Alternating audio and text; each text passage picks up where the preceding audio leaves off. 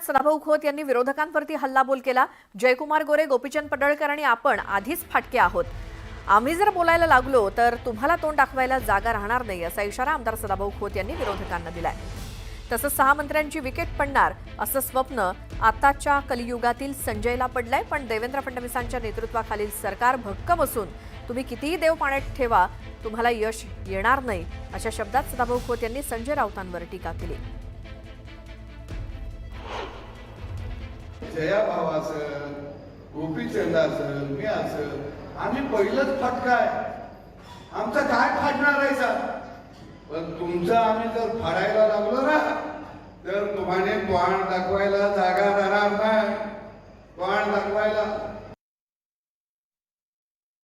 स्थानिक स्वराज्य संस्थांच्या आगामी काळात होणाऱ्या सार्वत्रिक निवडणुका डोळ्यासमोर ठेवून नगरविकास विभागाकडून विविध योजनांच्या माध्यमातून चाललेल्या उधळपट्टीला मुख्यमंत्री देवेंद्र फडणवीस यांनी चाप लावण्याचा निर्णय घेतलाय। त्यानुसार विविध योजनांमधील कामांना मंजुरी देण्यापूर्वी मुख्यमंत्र्यांची मान्यता घेण्याच्या सूचना देण्यात आल्या आहेत। विधानसभा निवडणुकीच्या तोंडावर तत्कालीन मुख्यमंत्री एकनाथ शिंदे यांच्याकडील नगरविकास विभागानं विविध योजनांच्या माध्यमातून स्वपक्षीय आमदार आणि नगरसेवकांना मोठमोठ्या प्रमाणात निधी दिला होता।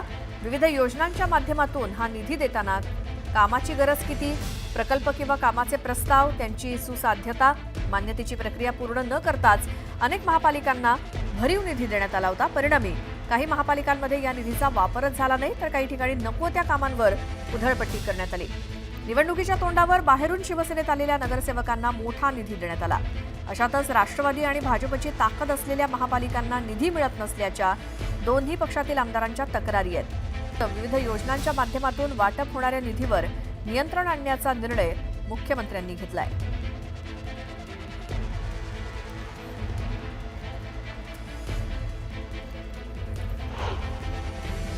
बैलगाडीचे मालक सध्या देवेंद्र फडणवीस आहे आणि बैलगाडी खेचणारे सध्या 2 जण बारामतीकर आणि ठाणेकर आहेत। त्यामुळे नागपूरकरांचा वर्चस्व तो कायम ठेवण्यासाठी सगळे अधिकार त्यांनी स्वतःच्या हातात ठेवले असतील।